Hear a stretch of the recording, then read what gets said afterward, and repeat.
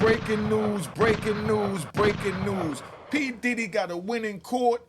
Dude, Derek Cardello, he won a lawsuit for $100 million because Diddy didn't respond. He made some wild, actual allegations that y'all need to sit back and listen to. Watch this whole video. Subscribe to my daughter's YouTube channel, Juanita Mecca Audio, Unique Mecca Audio Prison Stories, and Mecca Audio TV. Let's get it popping, and don't forget the like button while the intro's playing. All right?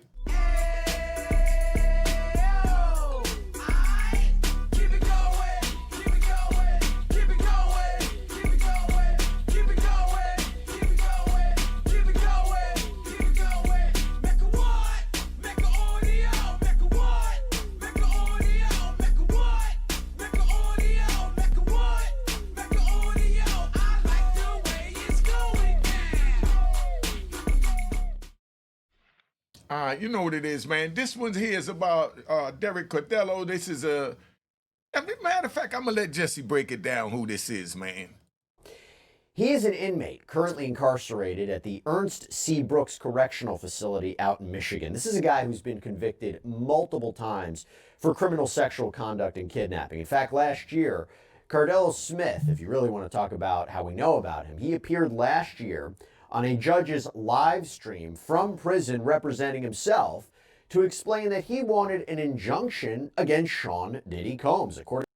Now, how are they going to let a man that's locked up for multiple SA charges file SA charges against another man when he's already serving time for that? According to Cardello-Smith, Combs owed him millions of dollars. So what he wanted was Combs to be prevented from selling his mansion out in Los Angeles because there might have been an alleged effort to hide or get rid of assets. But what's the connection between Cardello-Smith and Sean Combs? Well, in court filings, Cardello-Smith claims, he alleges, that Combs drugged and raped him at a party in the 1990s out in Detroit. And could you believe this? A dude that's locked up for SA, that kidnapping and everything else, is saying that another man raped him. We're not even going to say it's Diddy, because when y'all hear Diddy, it's like gunshots, gunshots, gunshots. You know, come on, man. Could you believe it? Do you think this lawsuit should have even went this far? This man was granted $100 million. All right? And he has even said that he has spoken with Sean Combs multiple times about a payout, even in person, which is something that Combs strongly denies. His attorneys later told the court, "We don't even know who this guy is." But since Combs' team didn't respond to that lawsuit when it was filed, and Combs was allegedly served, the judge granted a default judgment in favor of Cardello-Smith. And that meant Cardello-Smith was apparently going to get $100 million. Now, what was he going to spend $100 million when he's in jail on other than an attorney? Default judgment is you don't respond, the court automatically rules in the opposing party's favor. So he's going to get $100 million. But, of course, what he would do with it from behind bars is unclear. But I will tell you, the victory didn't last long. Why? Because Combs' lawyer said, look, we didn't even know Combs had been sued, that we just heard about this default judgment in the media. So they immediately contacted the court to get things worked out, and that default judgment was revoked. And the case was also moved from state to federal court. Now, of course, during all this, Combs and his legal team, they are dealing with other major legal fights, including more than a dozen civil lawsuits accusing the disgraced music mogul of rape and assault. Now, why he had to call him the disgraced movie star? Do y'all think Diddy's disgraced? Maybe he has a point. As well as, of course, federal criminal charges that he's facing related to sex trafficking, racketeering. His trial currently scheduled for May of 2025. Now, Combs has always denied any and all alleged sexual misconduct and says he is looking forward to proving his innocence in court. Now, going back to Cardello-Smith, the fight against Cardello-Smith, this wouldn't be an easy one. He has become something of a serial filer of lawsuits and habeas corpus petitions and other filings in state and federal courts, most often representing himself. He's got these long legal filings, sometimes hundreds of pages long. They're full of citations and case law. I will tell you, though, Cardello-Smith's personality certainly comes through in some of the language that he uses. He's also a big fan of run-on sentences. But anyway, Attorneys for Combs have called out Cardello-Smith, specifically that his claims, they say, are wildly untrue. They say his allegations are baseless, that Combs has never met him, that what he's trying to do is extort millions of dollars from a man who's already facing a lot of legal trouble. So they asked the judge to throw this whole case out. And that is what happened. According to the judgment filed in the Eastern District of Michigan, the motion to dismiss was granted. Permission to file an interlocutory appeal was denied, and Combs' motion for sanctions against Cardello-Smith was also denied. We're going to talk all about that, but I want to first look at the request for dismissal. So Combs' team says, look, even if this did happen, which they insist it didn't, this case is time barred. The statute of limitations has run out. According to the filing in 1997, when this alleged assault happened, the statute of limitations was 3 years to bring a claim. So the court ruled because plaintiff's claim is time barred, the court grants the motion to dismiss. And what about that interlocutory appeal? What is that, by the way? So that's basically an appeal of a judge's order about a specific issue while the main case is still going on. So you're appealing an issue while the case still proceeds, but if that issue is heard and decided by a higher court, it can definitely have an effect on the entirety of the case. So here, for example, with respect to an interlocutory appeal, it's about moving the case to state court from federal court. So as the court's order mentions, interlocutory appeals, they are, quote, granted sparingly and only in exceptional cases. But there's a bigger issue why an interlocutory appeal doesn't work here. The court writes, granting permission for an interlocutory appeal would not accelerate the conclusion of this litigation because this litigation has now reached a final conclusion. Accordingly, plaintiff's motion for permission to file an interlocutory appeal is denied. Basically, Derek Cardello gets to file an appeal to the appellate court to have 3 judges decide if, the lower court that threw his motion out said that he can't appeal, can't do this, can't do that. You know what I mean? I mean, that's where we at. So you get it. It's moot. It's over. There's no point in it. Then there's the third order on sanctions. So Combs' lawyers want Cardello-Smith to be punished in some way for what they say amounts basically to harassment and extortion. We've talked about this before on other sidebars, that if you're a lawyer or, you're representing yourself, you can't file frivolous claims and frivolous complaints and frivolous motions. They have to be backed up by the facts, the law. They can't be done just to harass or intimidate anybody. Otherwise, you're going to get on the bad side of the court and you'll be punished. So Combs' team writes, defendant provides several grounds for his request. He alleges that plaintiff, again talking about Cardello-Smith, that plaintiff's allegations are wholesale fabrications, plaintiff has forged documents, and plaintiff has filed meritless and duplicative documents. So part of those alleged wholesale fabrications are apparently fake documents. Yeah. Combs and his team say that Cardello-Smith filed things with the court that were completely made up. And by the way, even though he's representing himself, he's not immune from sanctions or being punished by the court. You decide to represent yourself, you face the same consequences as any other attorney. So one of those filings, or fake filings, is from back in December. And in it, a person alleging to be Sean Combs seemingly admits to raping Cardello-Smith and admits to pinning other rape cases on Cardello-Smith and promises to pay the inmate $35 million. Wow, I can't believe that Sean Combs would admit to all this. My gosh. Well, I want to take a look at this document that was put together by Cardello-Smith, which... Now check this out. Cardello-Smith put this document together and he's basically saying that Diddy agreed to arm him. Just listen to this crap. The defense says is complete nonsense. Remember, this is supposed to be in Sean Combs' voice. It reads, I agree to the settlement offered to this plaintiff in the original amount of $35 million, and the only reason I am disclosing it is because plaintiff wanted it made public in order for me to not fight the case anymore and to remove any hint of denial of plaintiff's claim of sexual assault I did upon him and other measures that have been discussed throughout previous meetings at the facilities over the years when I met with plaintiff and my agents met with plaintiff at various prisons.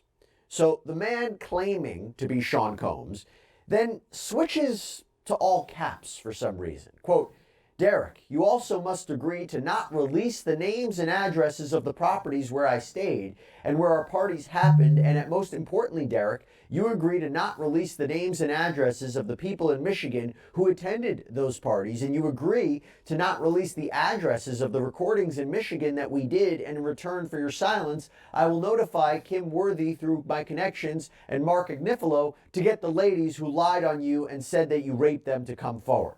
By the way, little backstory here on... Did you hear this? This dude actually forged a letter saying that Diddy agreed to paying him $35 million and then asked them to not reveal, names, addresses, where he lived. Like, this is all this true. But if you look at the font on what was put up there, they was letting us use those in the prison, that type of font, 20 years ago.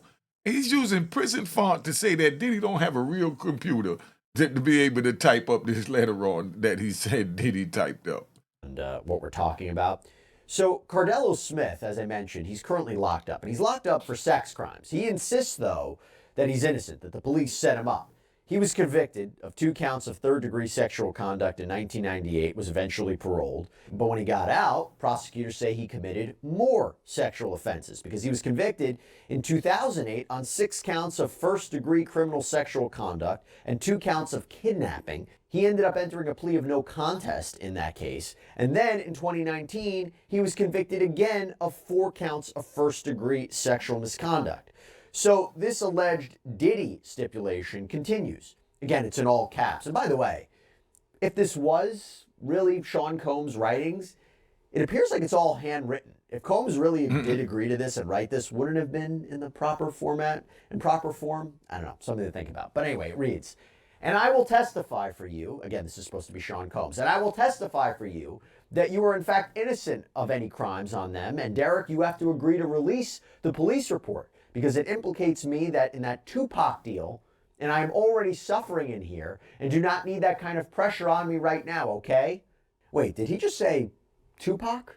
We recently told you about this, that another criminal defendant, Dwayne Keefe D. Davis, filed a motion to dismiss his murder case in Las Vegas court. Remember, he's accused of being complicit in the murder of Tupac. He says it was actually Sean Combs who ordered the hit on Tupac Shakur back in the 1990s. As you see, anybody, listen, if right now, if somebody runs over somebody's precious dog or kitten, all they got to do is say that Diddy did it. And Diddy's in MDC, and they'll still believe that he did it while he's confined in MDC. Long as you say Diddy did it, you good. So Derek Cardello is saying Diddy did it, and Keefe D is saying Diddy did it. All right? I just want to know, did Diddy do it? So the judge in that case actually denied the motion to dismiss, but Davis is on the record accusing Combs of putting out that hit. We actually did a whole sidebar episode on it. You can go check it out on our Long Crime YouTube page for a more deeper dive on that. But do you think that's telling what Keefe D is doing? Being that Keefe D is supposed to be rooted in the underbelly world? Somebody put that in the comments. That's a good comment and conversation. Again, so now you have Cardello-Smith mentioning Tupac. Now, at the end of the document, the person, again, purporting to be Sean Combs, writes, I know Mark is going to come out and say that this is not a true document, but I've been working on this for days in code and everything to get it done because these N-words are watching me and I cannot have this be made public, so handle that, and when I get out, we will settle up. Just do not do another restraining order on me, okay? That effed me up royally. Do y'all believe that Diddy would actually send a letter like this? Okay, so first of all, correction. So if this really is Sean Combs, now I know why it's a handwritten note, and why he didn't formally write it up, or his lawyers didn't. So it's in secret. He's apparently writing it up while he's at the Metropolitan Detention Center. Okay, makes sense now. Sorry. By the way, Mark seemingly refers to Mark Agnifilo, the high-powered attorney that is representing Combs in federal court in his criminal case. Now, this document, by the way, is allegedly even notarized, but Sean Combs' legal team says that is a complete fiction. They say Combs never even wrote this, never said any of this. He allegedly doesn't even know who Cardello-Smith was until this case was filed. But Cardello-Smith says that Combs is the one who is a, quote, admitted liar, and that seems to be in reference to the aftermath of a lawsuit that was filed by Combs' ex-girlfriend, Cassandra Ventura, back in November of 2023. It's that bombshell suit that sort of got the ball rolling on all of the litigation and criminal charges that Combs is facing. She accused him, remember, of not only assaulting her, but also sex trafficking her and forcing her to participate in the so-called freak-offs at different locations with male sex workers. But Combs had settled that lawsuit the next day, continued to deny any wrongdoing, but then CNN released that leaked surveillance video of Cassie and Combs in a hotel hallway in Los Angeles, where Cassie claims that she was trying to leave a freak off, but Combs came running down the hallway in a towel, stopped her. He can be seen on camera hitting her, kicking her. It is extremely violent. And then after that video was released, Combs seemed to change his tune. He put out an apology video on Instagram, which has since been removed. My behavior on that video is inexcusable. I take full responsibility for my actions in that video. I'm disgusted. So Cardello-Smith is saying that proves that Combs can't be trusted to tell the truth. First he says he did nothing wrong, and then he apologizes after the video came out. So the judge's order reads, plaintiff responds by alleging that defendant is an admitted liar who's attempting to retaliate against plaintiff. He also asserts that he's attempted to follow court rules and will comply with the court's orders. Plaintiff acknowledges that he is a restricted filer in the Western District of Michigan as a result of his habeas litigation there, meaning he was just filing so much stuff that didn't make sense. He had to be, there had to be a restriction put on what he could file there. All right, so let me explain that to you so you understand how this goes, right? They got what they call, right? Because, we ride. Y'all like to ride, we ride. They got what they call a serial litigator. A serial litigator is like a serial killer, continuously doing it. So being that Derek Cardello is filing so many motions, and he's filed motions 200 pages long. What are you writing, a book? Or you filing a motion, Mr. Cardello? Somebody talk to this man. I just don't get it for the life of me. But he asserts that he has complied with that court's orders and intends to continue doing so. He also denies that his past lawsuits were frivolous. He further denies that his lawsuits against defendant are duplicative or brought in bad faith. So will there be legal or monetary sanctions levied against Cardello-Smith like the defense wanted? Well, the order says, if the court could be confident that dismissal would deter plaintiff from further duplicative lawsuits or filings against defendant, then that would favor less restrictive sanctions or a warning. However, the court notes that despite the dismissal of plaintiff's other federal case against defendant, he has continued to file on that docket. The court is therefore concerned that plaintiff, when he is a losing party in a case, will resist being bound by the court's decision and will persist in duplicative or frivolous filings. In other words, they anticipate him filing all types of appeals and motions and get backs, at them denying, his $100 million that he just knew he was going to get. Because they let him lay on that for about, a couple of months. So he just knew he was going to get this $100 million. He was celebrating in there. I mean, who knows how he was celebrating, but he was celebrating. All right. And then now they told him, you're not getting a dime. Ooh, how did Jay-Z say? You're not getting one red penny. The court cautions plaintiff to refrain from duplicative, frivolous, or harassing filings, including the filing of additional lawsuits related to the allegations in this case or the filing of unnecessary papers on the dockets of cases that have been dismissed. Failure to heed this warning will result in significant pre-filing restrictions being placed on plaintiff.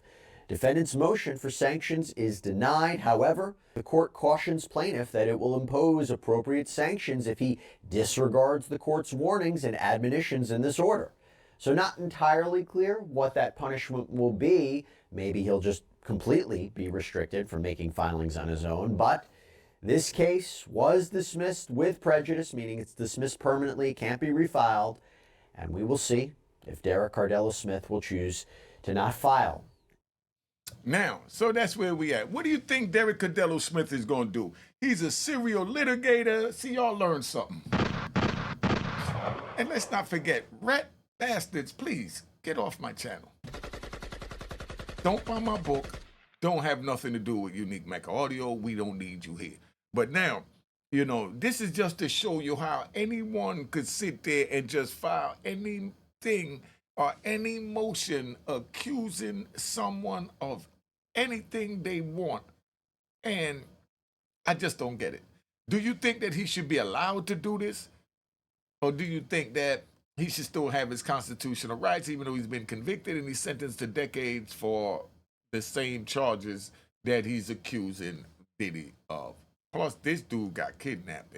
Y'all put it in the comments. Don't want to tell you, don't want to sway you. Let's keep it going. As I begun, please sign and follow and subscribe to my daughter's YouTube channel at Unique Mecca Audio, and also subscribe at Unique Mecca Audio Prison Stories, and subscribe at Mecca Audio TV. Hit the notification bell, hit the like button. Let's get up out of here.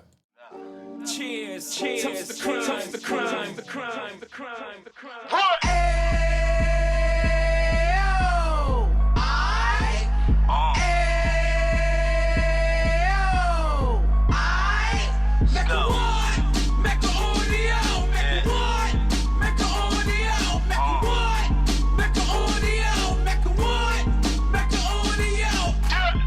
Fresh out the can of 26, he back on the strip, getting back in the mix. What he mentions a gift. You stand up 10 toes down, and I suggest you pay attention to this. Take a little gully posse and put it in Harlem. He cut from the bottom, came up from the bottom. Drop the book, you should go and get it. The Instagram page and the YouTube, you could go and visit. Then you could consider yourself LinkedIn. Sit front row and get Jews from a kingpin. How he went through it, so you ain't gotta go do it. To not pay attention would be stupid. Talking about a man that probably put your grandfather on. Probably the reason that him and your grams got along. A man that generated millions on the block, did his time, never squilling to the cops, Mecca Audio.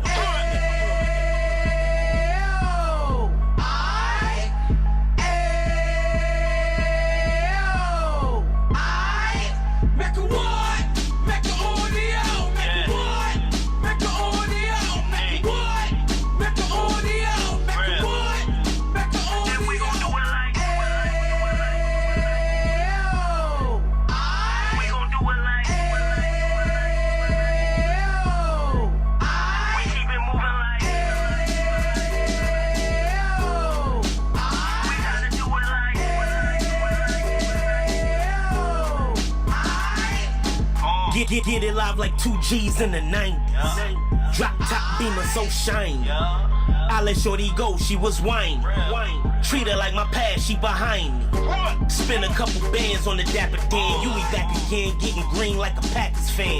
No cap, it's a roaring uptown. They be horn uptown, Dominican bust downs. Now we on the positive, we got a lot to give. Now he trying to stop the kids from being inoperative. So take heed, homie, lend an ear. He started in uptown, he gon' finish dead. But now it ain't about selling drugs, buying cars. It's about buying property to make the community yours, so we can give back to the.